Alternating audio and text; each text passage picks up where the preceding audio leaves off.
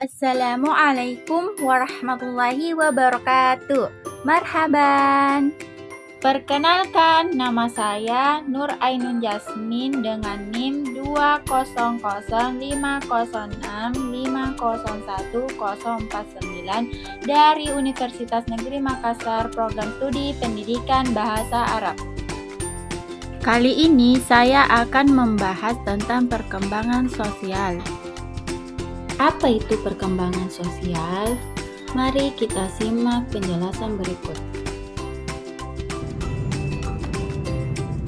Perkembangan sosial merupakan pencapaian kematangan dalam hubungan sosial. Perkembangan sosial anak sangat dipengaruhi oleh proses perlakuan atau bimbingan orang tua terhadap anak dalam berbagai aspek kehidupan sosial atau norma-norma kehidupan bermasyarakat, serta mendorong dan memberikan contoh kepada anaknya bagaimana menerapkan norma-norma ini dalam kehidupan sehari-hari.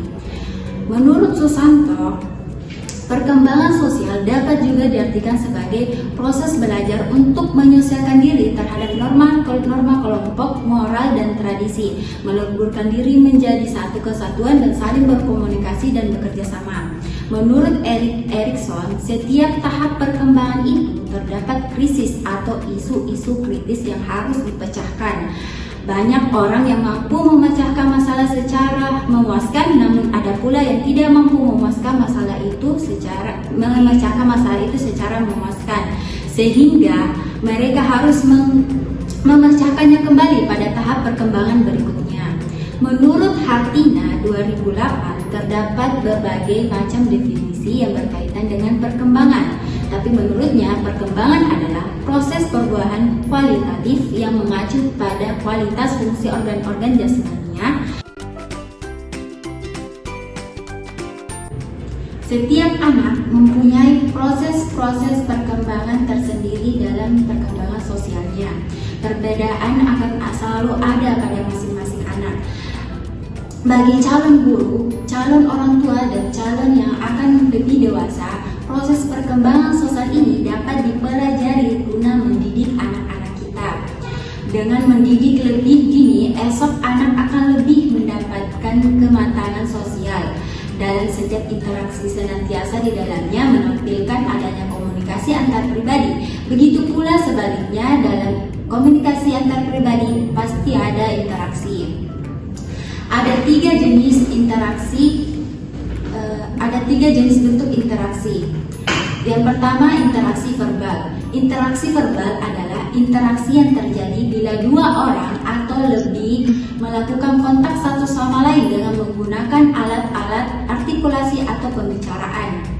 Prosesnya terjadi dalam bentuk saling bertukar percakapan satu sama lain. Yang kedua yaitu interaksi fisik. Interaksi fisik adalah interaksi yang terjadi manakala dua orang atau lebih melakukan kontak dengan menggunakan bahasa-bahasa tubuh, misalnya ekspresi wajah, posisi tubuh, gerak tubuh, dan kontak. Yang ketiga yaitu interaksi emosional.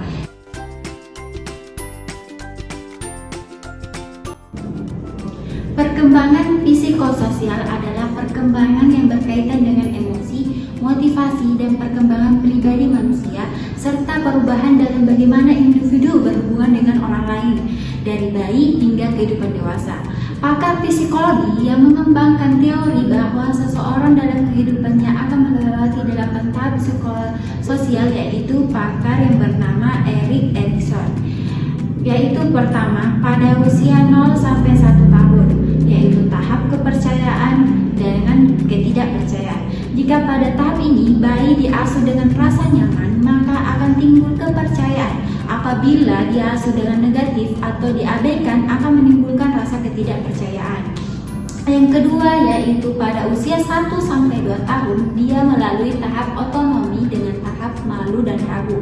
Pada tahap ini, jika bayi mempercayai pengasuhnya, mereka akan menegaskan independensi dan menyadari kehendaknya sendiri. Jika bayi terlalu banyak dibatasi, mereka akan mengembangkan sikap malu dan ragu. Pada usia 3 sampai 5 tahun, anak melalui tahap inisiatif vs rasa bersalah.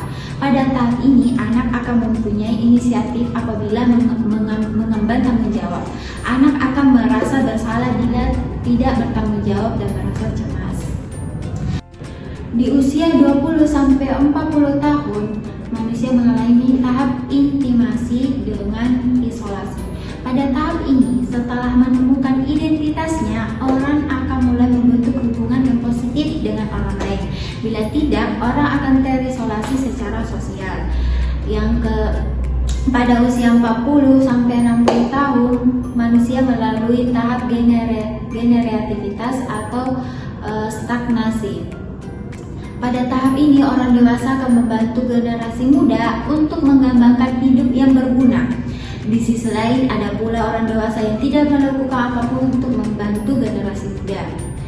Pada usia 60 tahun ke atas, manusia mengalami tahap integritas dengan tahap putus asa.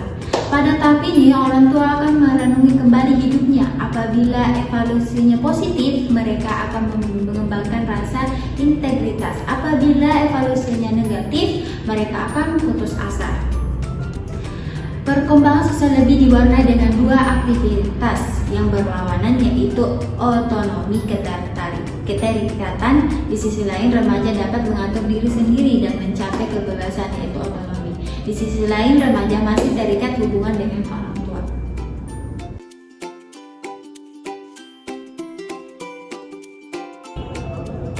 Perkembangan sosial manusia dipengaruhi oleh beberapa faktor, yaitu keluarga, lingkungan sekolah, status sosial, dan pendidikan.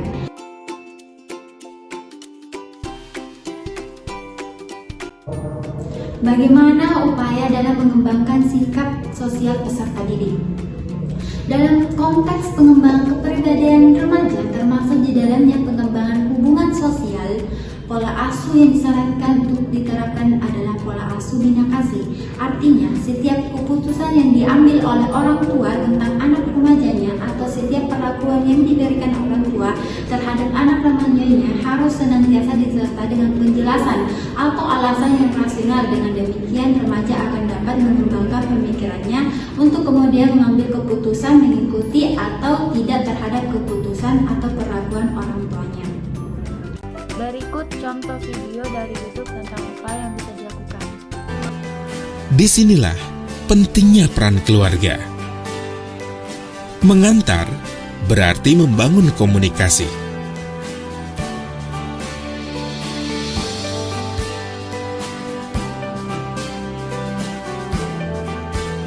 Rumah dan keluarga adalah bagian penting bagi anak-anak. Karena anak merupakan harapan setiap orang tua yang bijaksana, agar anak mereka memiliki akhlak yang baik.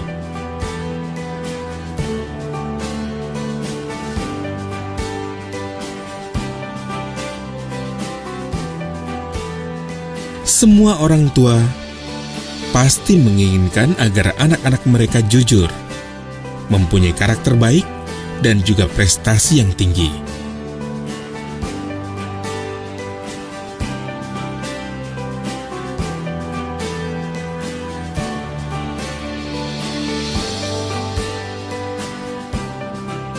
Beberapa penelitian menyebutkan bahwa orang tua yang terlibat aktif dalam pendidikan anaknya dapat membantu meningkatkan prestasi belajar anak serta membentuk karakter yang baik. Anak kita yang sering kita ajak berdiskusi atau menyatakan pendapatnya kepada orang tua, mereka akan memiliki kemampuan berpikir yang lebih kritis.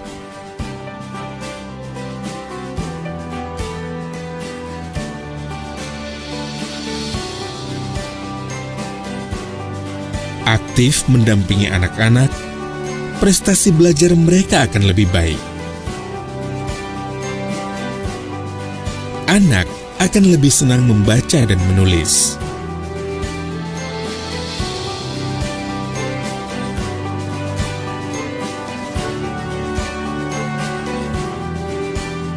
Dengan menjalin hubungan yang baik dengan sekolah, anak akan lebih bangga pada orang tuanya dan merasa lebih nyaman di sekolah.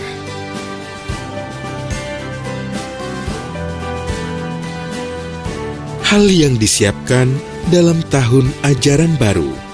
Pada hari pertama masuk sekolah, persiapkanlah kebutuhan anak dengan baik. Tas, seragam. Jangan lupa, siapkan sarapan yang sehat.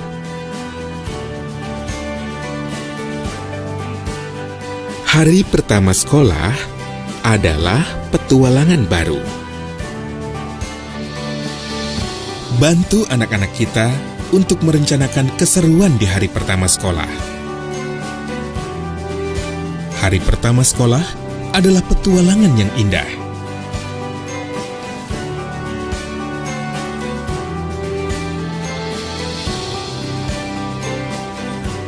Ayah dan ibu sebaiknya mengantar dan mendampingi ke sekolah. Ingat, mengantar bukan berarti melepas lantas langsung pergi.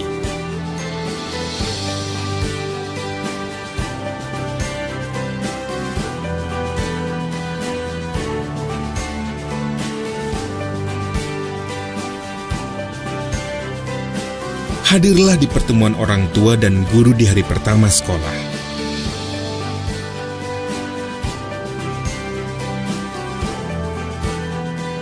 Antar mereka dengan bangga. Lepas mereka dengan doa. Nah, itulah tadi contoh video dari YouTube. Sekian dari presentasi saya. Wassalamualaikum warahmatullahi wabarakatuh.